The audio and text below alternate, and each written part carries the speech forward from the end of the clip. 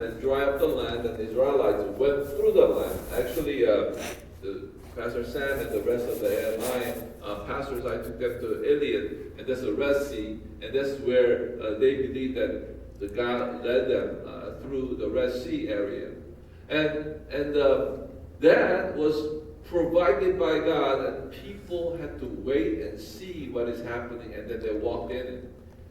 When the Israelites, after 40 years, they went to the Jordan area and present-day nation of Jordan, and crossing the Jordan River, that time was flood season. The Jordan River normally is not that big, but it just the water level rose, and it's kind of a dangerous situation. And the God told the priest to get the ark of the Lord and stand in the middle of the water. So they actually went into the water while the water is raging. And as a result of that, water stopped and heaped up on the one side. And there is that progressiveness. There's an incremental faith that God expects in each generation. And the people don't understand this. And people think it's, because we've been doing it that way, and therefore we should do it this way, same way. It's not that. And God expects us to grow in our faith and reliance and dependence on Him. And when you do that, anointing increases. Right? Why? Because faith and trust honors God. Why do you think God wants us to do the things that are impossible? Because if you do things that you can do naturally and do it well, the glory goes to you. Or that church, or those people, they're pretty smart people, they're capable people, they have done it. But if God accomplished something that you cannot do on your own, and everybody knows about that, then when it's done, glory goes to God. And it's not God is so insecure and so hungry for glory. Glory befits Him. He's a glorious being. That's why we worship Him. A lot of people say, "Oh, he's my friend." Well, Jesus said He's our friend. But when dust settles, push becomes sharp, He's not our friend. He's a creator, and we are created. There's no way we can be chummy chums. This is not friend that you think of. He's given us a privileged position to interact, to rely, and become a confidant. That privileged position. It doesn't mean that we can be, we can treat it carelessly. It's not that. After all, we are talking about infinite being versus very finite and very faulty being. It cannot be.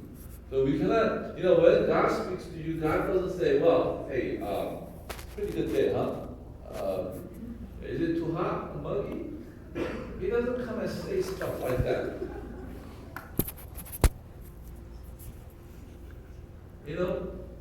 We cannot come to God and say, "God, I'm kind of bored. What should I do?" It's not that kind of talk. Proper relationship to this glorious being that we have absolutely no way of understanding and comprehending except by His revelation, and how much ever that He thinks we can understand and need it at the moment. That's the only amount that we understand about God. This is not by empirical solution, by experience and trial and error. We figure, "Oh, God is like this." We cannot do that. Only by a revelatory gift we understand who God is. There's an absolute inability on our part to understand or to desire or to love God. That's why all have sinned and fell short of the glory of God. Nobody is capable of rendering that kind of relationship service to Him. It's by His Spirit. And therefore, when we relate to Him, the proper relation is praise and worship. That's just given. Right? And from it, we relate to God, and that is the relationship that is honored by God or recognized by God. So when God anoints His people, it's not for entertainment. It is for the work, and sometimes very serious work, and then it is God expects us. That's why Jesus says, "Oh, faithless generation, adulterous generation, how long should I be with you?" It is like, hey, when you have a relationship with me, I want you to step up, rely on me. When you trust, go next phase, next step. Don't stay in the same place. And that's what God is saying. It is not a rebuke per se, but what He's saying is, I expect more of you. That's what this relationship is about. You know, it's like this. When you're married for 30 years, I've been married like, I don't know, 33 years now, right? And for 33 years, if my relationship with my wife remained the same as the first couple of years, we are in big trouble, right? We know each other so well, we can be ticked off at each other without even saying a word. It's like high-level kung fu. It's like, you know, I don't know whether you saw a movie, there's a movie called Hero, and in it, these two fighters, they didn't move, but in their mind, they're always making all this move and all that. Before that even began, you know, it's done. That kind of stuff. So when you're in a relationship with someone so long, we know what they prefer. Before even they say a word, we can't even feel something's wrong. Okay? And then you say, is something all right? No, how can I help? Sometimes, before they even feel the need, you already accommodate and get ready for that person. That's just, you know, that's natural in human realm. But sometimes our relationship with God is so abstract, unreal, so that even after a long time, it's just words. It's just shell. There's no content in it. You know, like a lot of stuff that we do in worship, we don't even know what that means. Right? Do you know what holy means? If I were to give you a test, write what holy means. Many of you have absolutely no idea what that means. Holy means separated. Separated and exclusivity. And that's the first meaning. And it actually means otherworldliness. Entirely and totally different than what we can imagine or expect. And God is in that realm of a spiritual realm which we call supernatural, unseen and incomprehensible. The awesome God. And this totally exclusive and otherworldly, entirely supernatural being has love for us. Not only created us, and He has sent His Son to die for us. And the extreme cost of loving and expression. And that holiness makes us shudder to our core, the deepest reverence. We don't even understand the word blessedness.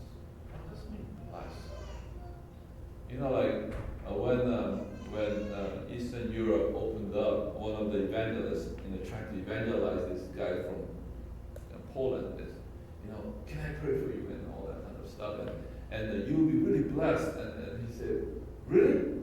He said, pray that I get Mercedes-Benz. And so this evangelist said, well, I'll pray for 10 Mercedes-Benz. But if God wants it back, He will give everyone of them with joy. And this Polish guy didn't know whether to go for it, or is this a curse or blessing? They couldn't understand. And many of us have this like foggy idea, and a lot of words that we throw around and all that.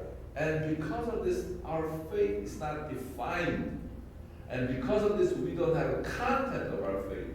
We just go by the feeling of the source, or someone else says. That's why we cannot build our faith. It's not sustainable. It doesn't last. That's the problem. Scripture, understanding the scripture, therefore, is very important. So now let's just go back to the scripture here. It says, He has anointed me. He has supplied with the spiritual resources. Anointing means something that is added more than your ability or your preparation. Something that God adds on. It flows is under the control of God. That's what it means. And so God has given us, not in the vacuum, in your effort, in your care, in your love and service, you're already in action, and God pours on it beyond your preparation, your ability and capacity, and to accomplish God's will and all that. So He has poured upon us something that undeserved, unearned, and yet it doesn't just happen by itself. You are the one, you are already set in motion to love and to serve and to sacrifice. Upon that, God pours it in, right? And that's what it is. And to do what? To preach gospel to the poor, good news to the poor. A lot of people think gospel is a good advice, just wise thing. Gospel has a power. It sets people free when it's done right. It's not some good principle that you hold on to, but it is a real power to set people free, right? To deliver people from that situation. So now, commission for God's revelation